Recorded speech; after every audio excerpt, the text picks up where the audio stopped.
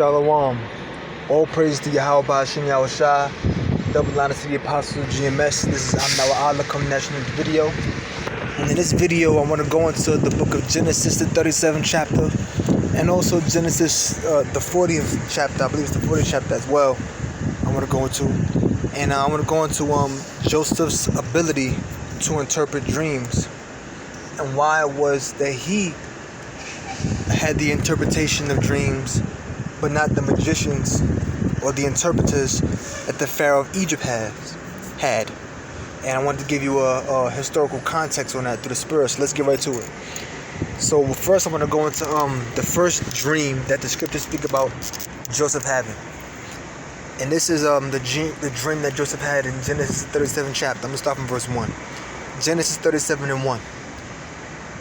And Jacob dwelt in the land where his father was a stranger, in the land of Canaan. These are the generations, which you know Jacob's father was Isaac. These are the generations of Jacob. Joseph, being 17 years old, was feeding the flock with his brethren, and the lad was with the sons of Bala and with the sons of Zilpah, his father's wives. Because remember, Jacob had Rachel, Leah, and he had their handmaids named Bilhah and Zilpah. And Joseph brought unto his father their evil report. Okay?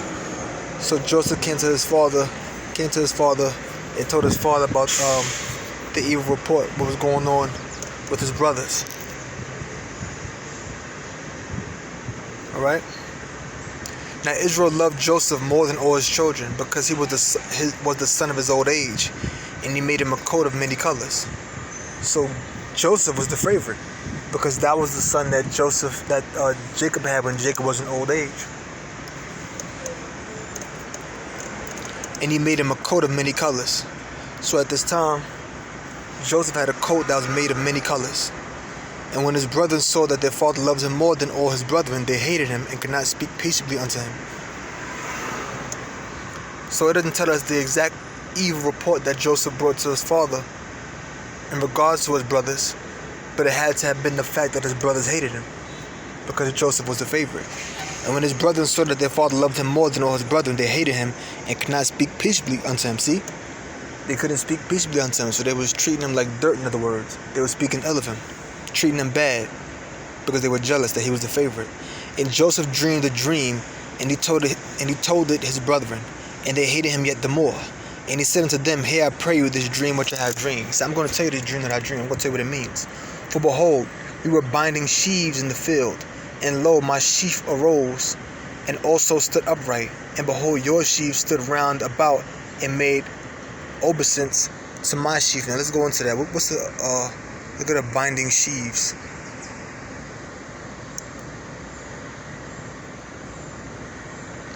Binding sheaf. See, a sheaf. A sheaf is a bunch of cereal crop stems bound together after reaping. So they reaped up these sheaves, they reaped up these stems, these cereal crop stems, and bound them together. Okay? Traditionally by sickle, later by scythe, or after its introduction in 1872, a mechanical reaper binder. So they were binding their sheaves together, and his sheaf stood upright. So his sheaf was standing up. So he says, And lo, my sheaf arose and stood upright, and behold, your sheaf stood round about, and made obeisance to my sheaf. So their sheaf stood as well, but their sheaf stood round about his, and what did it do?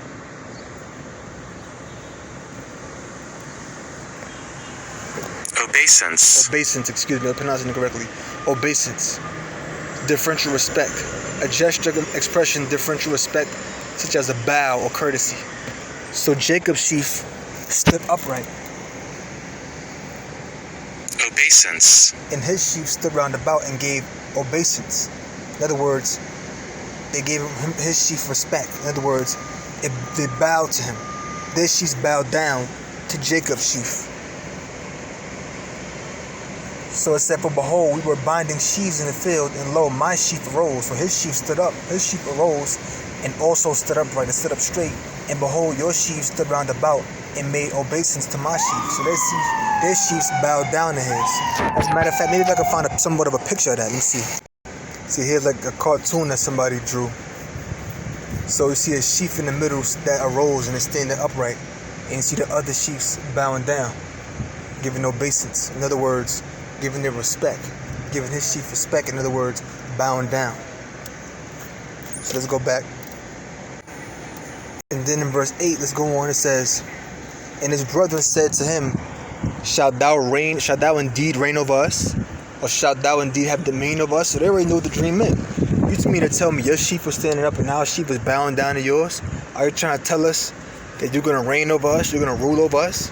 You're going to be in a position of power and authority over us?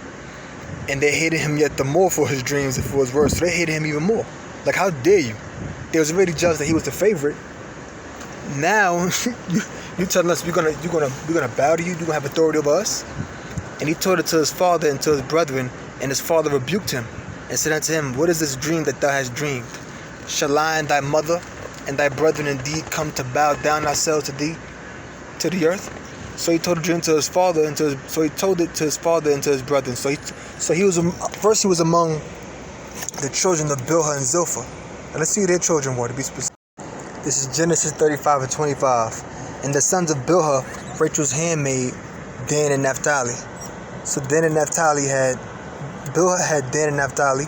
And in verse 26 it says, Genesis 35 verse 26 says, and the sons of Zilpah, Leah's handmaid, Gad and Asher. These are the sons of Jacob which were born to him in Padanaram. So it mentions 4 sons right there. Now in that picture that I showed you, it showed Joseph talking to 5 people. But it really should have been 4. Okay, so let's go back. To in Genesis 37 and 10. And he told it to his father and to his brethren, and his father rebuked him. So then he went on and told the dream to his father and his brethren. So he already told it to those brothers. So that means when he told it to his father and brethren, he had to tell it to his other brothers like Judah, Reuben, and so on and so forth. And he told it to his father and to his brother, and his father rebuked him and said unto him, what is this dream that thou hast dreamed? Shall I and thy mother and thy brethren indeed come to bow down ourselves to thee, to the earth? And his brethren envied him, but his father observed the saying. So his brothers was jealous of and had hatred towards them, but his father had observed it. His father rebuked him for the dream that he had, but his father still observed what he said. And his brethren went to feed the father's flock in Shittim. And Israel said unto Joseph, do not thy brethren feed the flock in Shittim? Come, and I will send thee unto them. And he said to him, here am I. So after that, his brothers had left, and he went to go feed the flock. And he told Joseph, here, go with your brothers.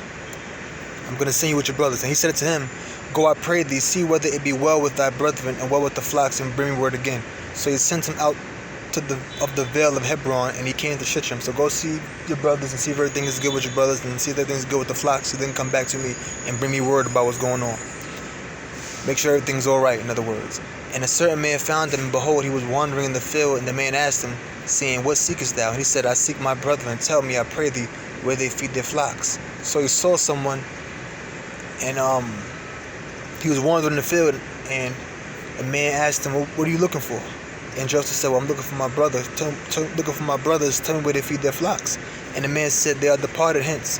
For I heard them say, let us go to Dothan. And Joseph went after his brethren and found them in Dothan. So he went looking for his brothers, but he couldn't find them. And the man saw him and asked him, what are you looking for? He said, I'm looking for my brothers. Can you show me where they feed their flocks? Well, he said, your brothers had departed from there. They went to Dothan. I heard them say they were going to Dothan. And when they saw him afar off, even before he came near unto them, they conspired against him to slay him. So when they saw him afar off coming towards him, because remember he had the coat of many colors, the coat more than likely was the color of a rainbow. So when they saw that coat of many colors, they saw him, oh, that's our brother Joseph right there. And they started conspiring, making a plot against him. And they said one to another, behold, this dreamer cometh. Come now therefore, and let us slay him, and cast him into some pit. So yeah, here come this dreamer.